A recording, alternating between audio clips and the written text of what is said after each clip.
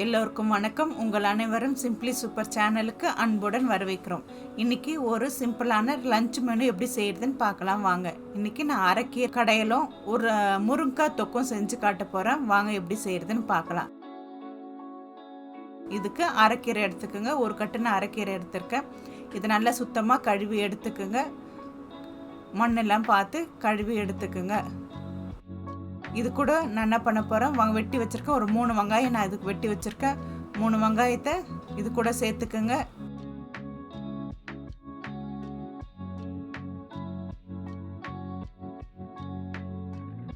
தக்காளி இது என்னென்னா நம்ம ஒரு புளிப்பு சுவையோடு இருக்கிறதுனால தக்காளி ஒரு 4 தக்காளி நான் சேர்த்துருக்கேன். பச்சை மிளகா பெருசு பெருசாக இருந்தாலும் நான் 2ஆக கட் பண்ணி ஒரு 2 பச்சை மிளகா எடுத்திருக்கேன். இதையும் இதோட சேர்த்துக்குங்க. பூண்டு ஒரு 6-7 பூண்டு சேர்த்துக்குங்க. பூண்டு கொஞ்சம் அதிகமாகவே சேர்த்துக்குங்க. பூண்டையும் இது கூட சேர்த்துக்குங்க. நான் ஒரு 10 பல்லு பூண்டு எடுத்திருக்கேன். ஒரு சின்ன நெல்லிக்காய் அளவு புளி எடுத்து இதோட சேர்த்துக்குங்க.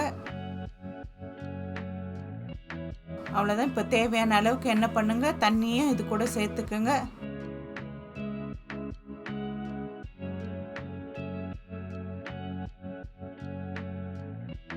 தண்ணி சேர்த்து குக்கரை மூடி விட்டு ஒரு 3 விசில் வர அளவுக்கு விடுங்க.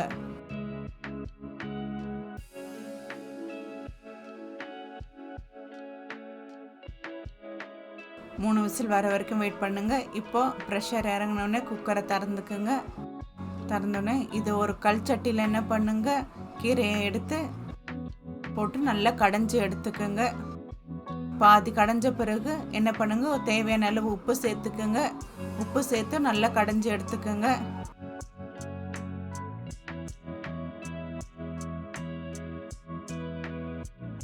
ஒரு தாளிப்பு கடாயை வச்சுக்கோங்க. அதில் ஒரு 3 ஸ்பூன் அளவுக்கு எண்ணெய் சேர்த்துக்குங்க. எண்ணெய் நல்லா சூடாகட்டும். எண்ணெய் நல்லா சூடான பிறகு கடுகு சீரகம் சேர்த்துக்கோங்க. கடுகு ஒரு 1/2 ஸ்பூனு,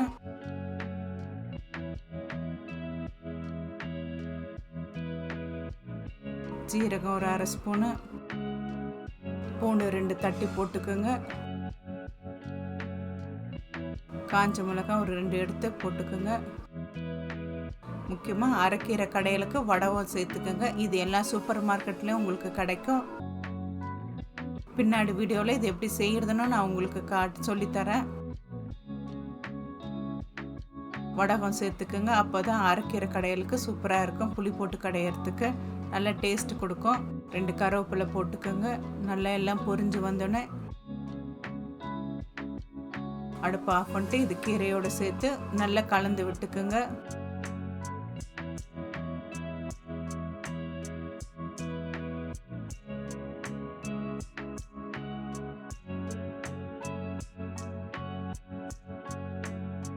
அவ்வளோதான். இப்போ சுவையான அரைக்கீரை கடைஞ்சி எடுத்தாச்சு. மிச்சம் இருக்க தண்ணியும் சேர்த்து தேவையான அளவுக்கு தண்ணி சேர்த்துக்குங்க. தண்ணி மிச்சம் இருந்தால் அது உப்பு போட்டு கொஞ்சம் குடிங்க. நல்ல டேஸ்ட்டாக இருக்கும்.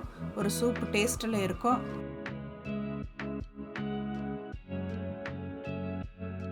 தண்ணி அதிகமாக சேர்த்துறோன்னு கவலைப்படாதுங்க. ஆனால் கீரையில் சேர்க்குறப்போ தேவையான அளவுக்கு தண்ணியை சேர்த்துக்குங்க. கொஞ்சம் கெட்டியாக இருந்தால் தான் கீரை நல்லா இருக்கும். மிச்சம் இருக்கிற தண்ணியை சூடாக இருக்கிறப்பே கொஞ்சம் உப்பு போட்டு குடிங்க. அந்த பழக்கம் யார் யாருக்கு இருக்குன்னு என்கிட்ட சொல்லுங்கள். நல்ல டேஸ்ட்டாக இருக்கும். யாரும் டேஸ்ட் பண்ணி பார்த்துருக்கீங்களான்னு எனக்கு சொல்லுங்கள். நல்ல ஹெல்த்தியான ஒரு ட்ரிங்க்ஸாக இருக்கும் அது. இப்போ அடுத்தது முருங்கைக்காய் வறுவல் நம்ம செய்ய போகிறோம். அதுக்கு ஒரு கடாயை வச்சுட்டு ஒரு 3 ஸ்பூன் அளவுக்கு எண்ணெய் விட்டுக்குங்க.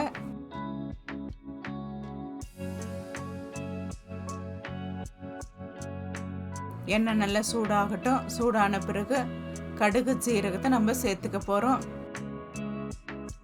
கடுகு சீரகம் நல்லா பொரிஞ்சு வரட்டும்.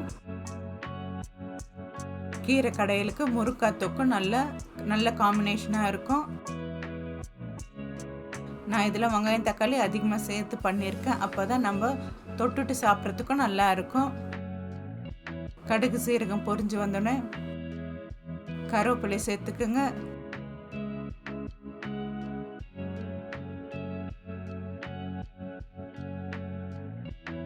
இதுக்கு நான் ஒரு 4 வெங்காயத்துக்கிட்ட வெட்டி வச்சுருக்கேன். 4 வெங்காயத்தை நல்லா போட்டு இதோடு சேர்த்துக்குங்க.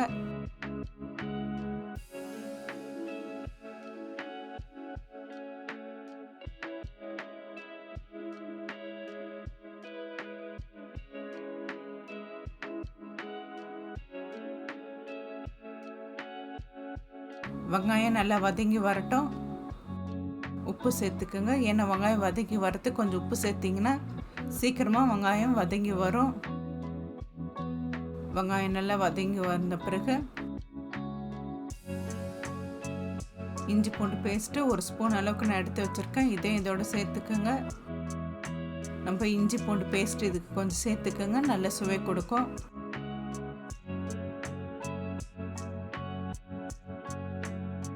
இஞ்சி பூண்டு பேஸ்ட்டு நல்லா வதக்கி விட்டுக்குங்க. பச்சை வாசனை போகிற அளவுக்கு நல்லா வதக்கிக்குங்க. தக்காளி நான் ஒரு 5 தக்காளி வெட்டி வச்சுருக்கேன், அதையும் இதோட சேர்த்துக்குங்க.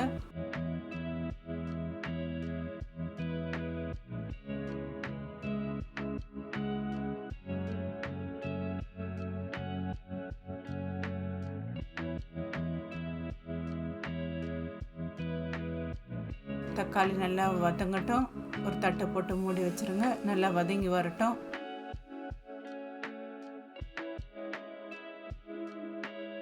தக்காளி நல்லா வதங்கிய பிறகு நான் ஒரு 2 முருங்கைக்காய் வெட்டி வச்சுருக்கேன், அதையும் இதோட சேர்த்துக்கோங்க.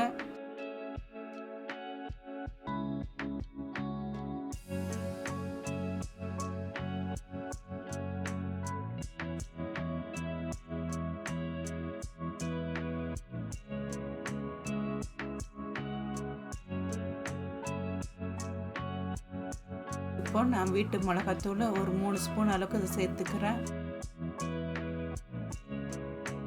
நல்லா கலரி விட்டுக்குங்க.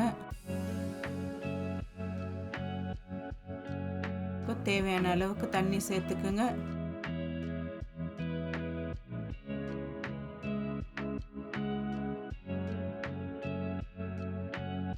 தண்ணி சேர்த்து நல்லா கலரி விட்டுக்குங்க. இது நல்லா கொதி வரட்டும். இந்த நேரத்தில் உப்பு காரம் டேஸ்ட்டு பார்த்துட்டு உப்பு கம்மியாக இருந்தால் இந்த சேர்த்துக்குங்க. அவ்வளோதான், முருங்கைக்காய் தொக்கும் ரெடி ஆகிடுச்சு.